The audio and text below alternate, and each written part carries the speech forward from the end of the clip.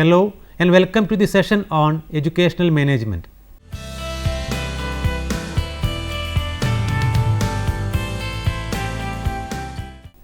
Introduction to educational management.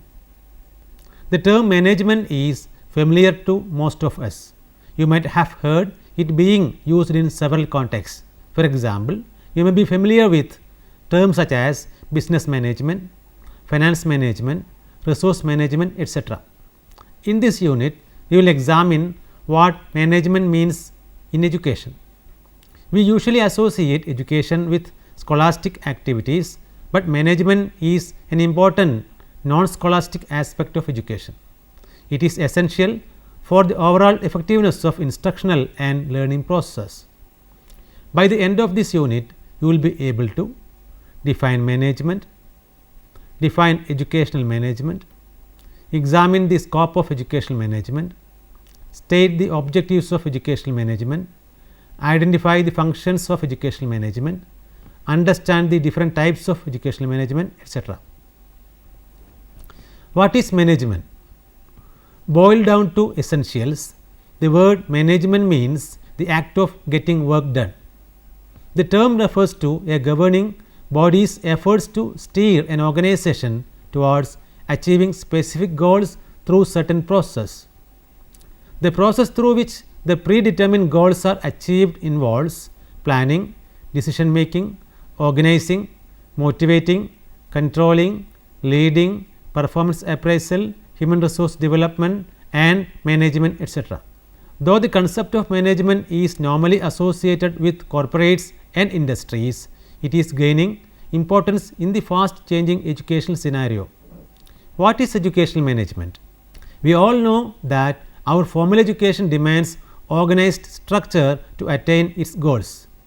We need trained teachers, quality infrastructure and a healthy academic culture to ensure that the students who attend the program are ready to perform their future social roles.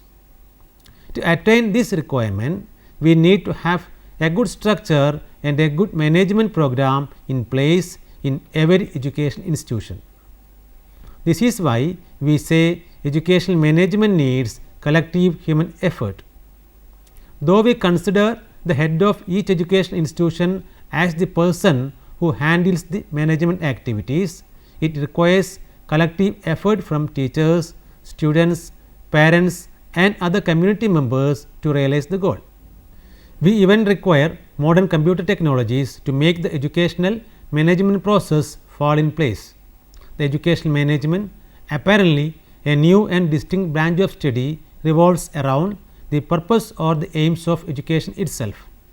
Most of the time, the goals and the aims of an educational institution are designed by the principal in association with senior colleagues or sometimes in consultation with a small group of stakeholders. Typically, the goals of schools and other education institutions are influenced by external bodies. They mostly have a national or state curriculum to follow, leaving them a very little chance to shape their own goals and objectives. Educational management theory and practice. There are two ways to approach educational management. One way is to look at it as a theory that includes the knowledge and the principles related to managing an educational organization. The second way would be the practical sides of the theory, which includes human relations and communication, management of material, human and financial resources and implementing policies in such a way that the pre-mediated goals are achieved. Educational management and administration. Before we get into an in-depth analysis of educational management, let us understand the difference between administration and management. It is defined that educational administration focuses more on conforming to rules and regulations.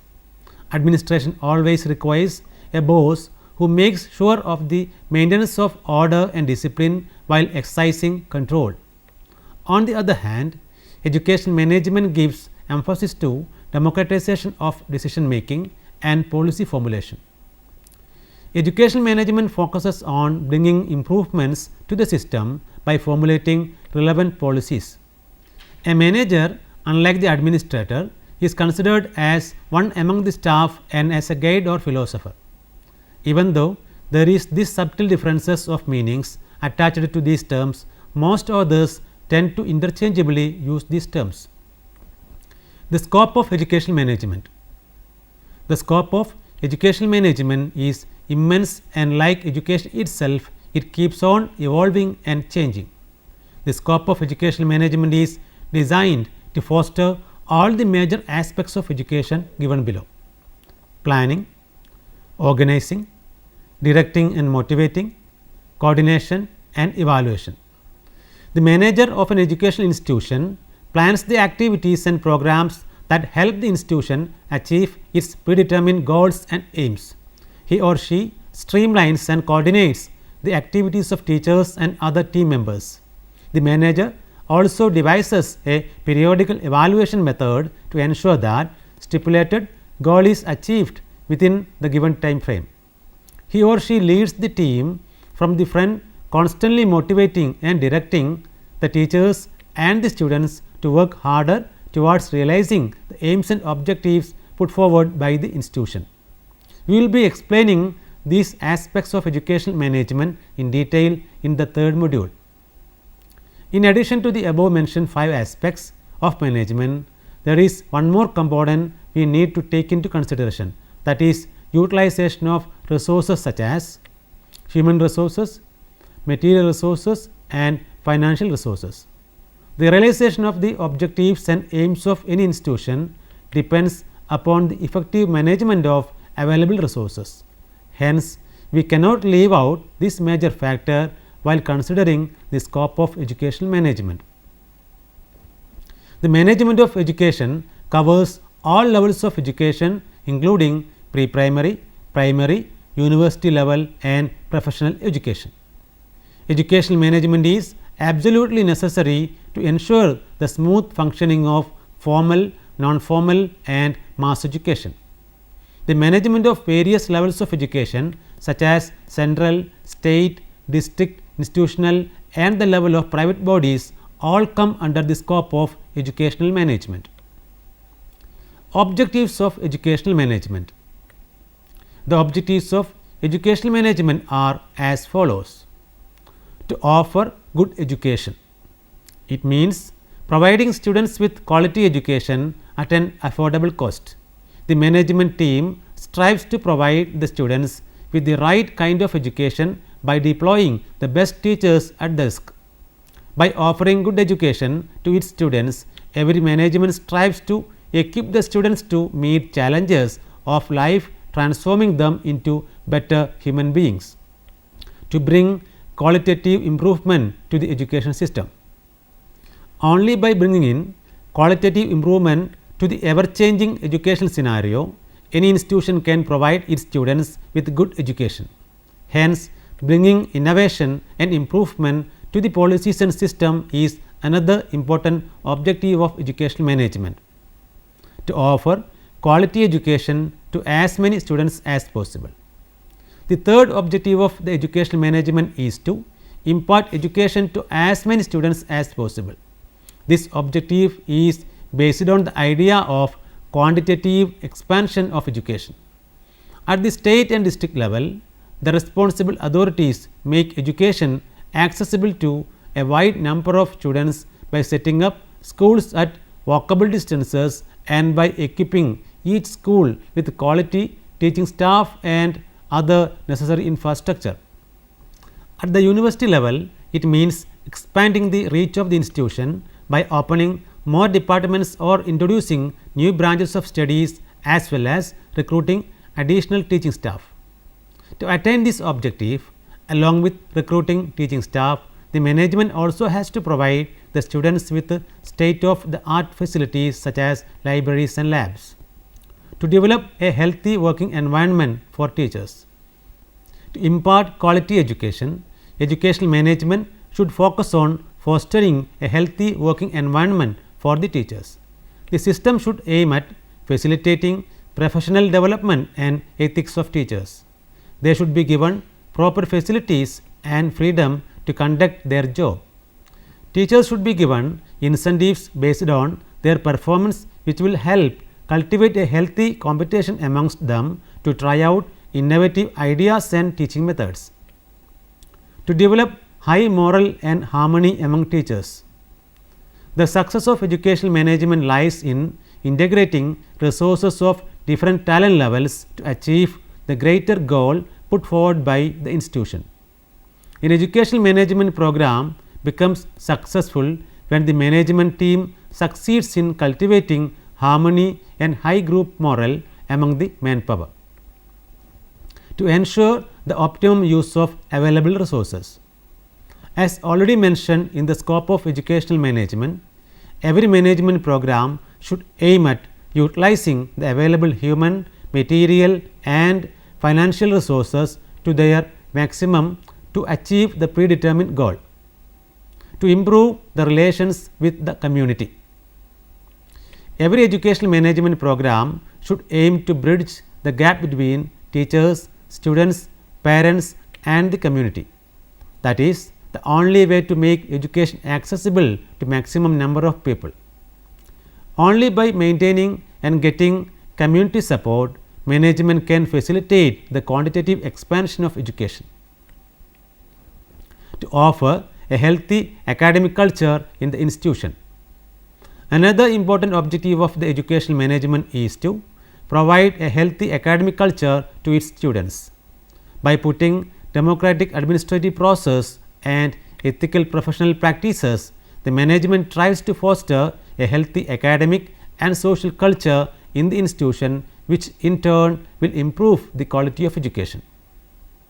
To offer effective management solutions. This is the major objective of any educational management program. The manager makes the operations efficient and smooth so that each individual student can benefit from the educational program any institution is offering. Functions of educational management. As we have already seen in the introduction, we know that management has different aspects which are necessary to ensure that the program could realize its goals. Let us discuss the aspects in detail. Planning. Planning is all about determining well in advance what is needed to be achieved and how to achieve them. A plan has three major components: details of what needs to be achieved in the future, the actions involved in the process and identifying a person to implement the actions. Planning can be done for long term or short term, and it has to be goal oriented and the goal has to be achievable, relevant and should not be vague. We will discuss educational planning in detail in one of the coming chapters. Organizing. The second important function of educational management is organizing. Only a great organizer can be a great manager, as organizing is essential to achieve the already determined objectives and goals. To achieve the plan, one requires streamlining the teachers and other resources perfectly. The manager can assign certain roles and responsibilities to competent teachers, which will help strike a balance between resources of different skill levels. It is an organizer who ensures the cooperation of each and every resource of different skill levels to achieve the goals and objectives of the institution. Motivating. Keep the human resource motivated is another important function of the management. Only through motivation, the management can make the teachers work hard to achieve any predetermined goal within a stipulated time frame. Motivation can be achieved by honoring teachers who perform well. Rewards, recognitions and awards are the best way to motivate the workforce. The management should always be careful to foster a healthy competition among the teachers. Directing. Another important function of any educational management is directing the available human resource through the right path. The manager plays the role of leader under whose guidance members of an organization perform the task assigned to them to achieve the target. Coordinating. To achieve a plan, it requires teamwork, which means there will be a number of people working on multiple tasks, and coordinating all the activities done by different people is important in achieving the objectives. Monitoring and controlling. This is another major function of management. All the activities done by various teachers must be monitored constantly to ensure that every resource has understood the plan rightly and is on the right path and schedule. Through constant monitoring and controlling, a goal can be achieved without much hassle. Evaluation. Evaluation is the last but most important function of an educational management program. To ensure that a plan is successful, every manager has to periodically review and evaluate the performance of each resource. This way, the manager can understand to what extent the plan has been achieved or if they are still within the schedule, etc. The evaluation has to be objective, periodical and comprehensive and should be a part of the plan. Only with an objective evaluation, one can understand the strengths and weaknesses of resources as well as the plan itself. An evaluation should also provide scope for improvement in the plan and operations by diagnosing and identifying the shortcomings of the plan if there are any. Timely recording and reporting of progress will make evaluation process hassle free. To ensure any educational management program is a success, along with the above mentioned functions, a manager or the person who heads the operations must be able to make a systematic assessment of the future conditions by evaluating the available data on the present conditions of the system. The manager must be able to take the right decisions at the right time. Types of educational management. Educational management can be classified into two: participatory and non-participatory management. This classification is based on the participation of people in the management process. Participatory management. Participatory management is a form of management that is more decentralized and democratic as it involves people participation. In this form of management, from administrators to community members, from teachers to students, everyone actively participate in the core areas of management such as planning, implementing and evaluating.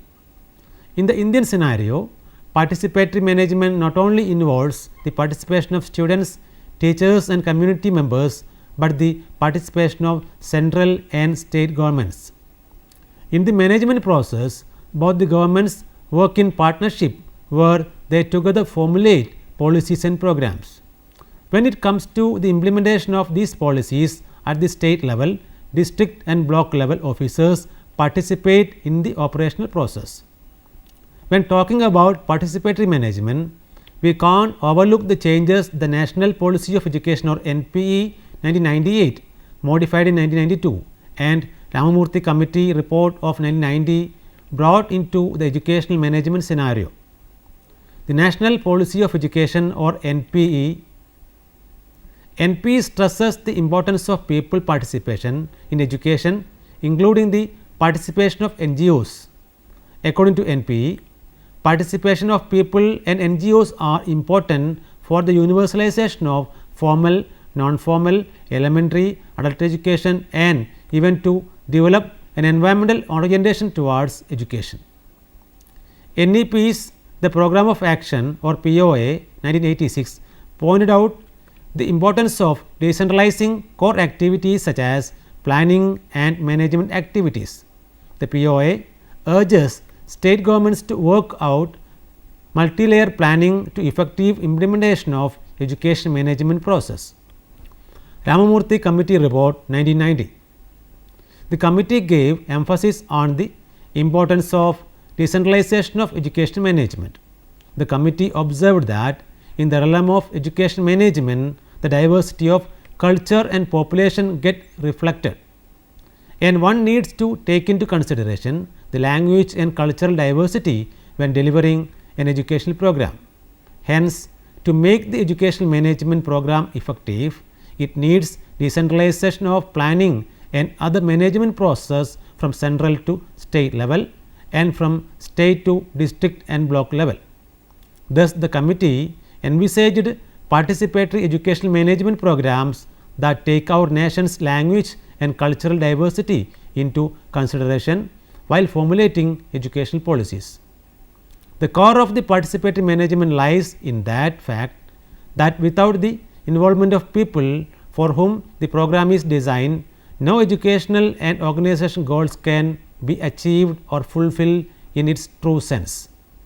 Non-participatory management. This is an outdated and centralized way of educational management. In this type of management, all the decisions and policies come from a top or central authority. The students, teachers or community members will not have any role in policy formulation. The members of the management have to execute the decisions imposed upon them by the authorities without posing any question.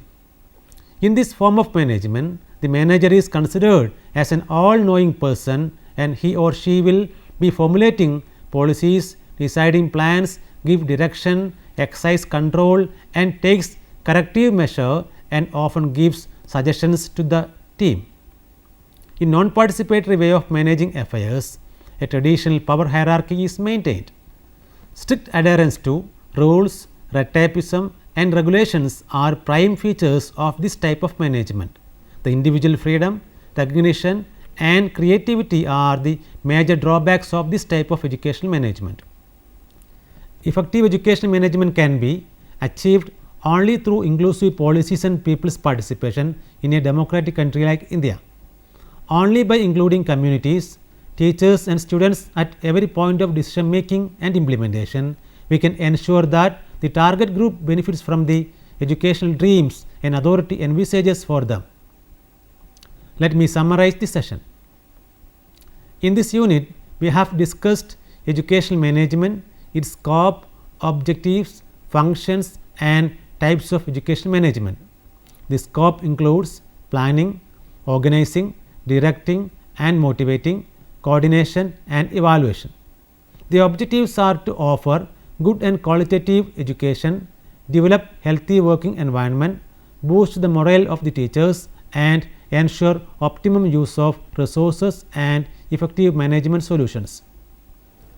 In this unit, we also discuss the functions of educational management ranging from planning, organizing, coordinating, directing and evaluation. We also analyzed the two different types of educational management called participatory and non-participatory management. The participatory management ensures the participation the target group right from policy making to implementation, while non-participatory educational management is about bureaucratic and centralized way of getting the job done. Now, you can try to answer the questions given here. Why do we say educational management requires people's participation? Is educational management different from administration? Explain. What are the objectives of educational management? Why evaluation is an integral part the function of educational management? What is non-participatory management? Now, you may go through the reference books for further reading. Educational Management, written by Adesina S. and published by Fourth Dimension Publications, United States in the year 1990. Education in India, Problems and Perspectives, written by Dash M. and published by Atlantic Publishers, New Delhi in 2000. Educational Management, a Unified Approach of Education, written by Sharma S. L. and published by Global India Publications, New Delhi. Thank you for watching this program. We can meet again with another topic. Till then, take care.